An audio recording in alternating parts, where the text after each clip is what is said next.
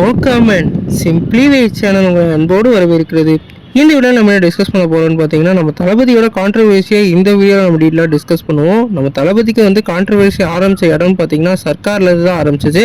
அதுக்கு முன்னாடி அவர் வந்து எந்த ஒரு படம் வந்திருந்தாலும் ரிலீஸ்க்கு தான் வந்து கான்ட்ரவர்சி ஏற்படுமே தவிர அரசியல் ரீதியாக எதுவும் ஏற்படாது. அதுக்கப்புறம் மெர்சல் இதெல்லாம் வந்து அவருக்கு ரொம்ப கான்ட்ரவர்சி ஏற்பட்டுச்சு. குறிப்பாக அவரோட ஆடியோ லான்ச் ரிலீஸ் ஆனாலே கான்ட்ரவர்சி பயங்கரமாக ரிலீஸ் ஆகும். அதுக்கப்புறம் இவங்களுக்கு இவர் அஃபர் அவர் அஃபர்னு சொல்லிட்டு நிறைய அஃபரையும் வந்து ரூமராக வந்து ரிலீஸ் பண்ணி கான்ட்ரவர்சியை ஏற்படுத்தினாங்க.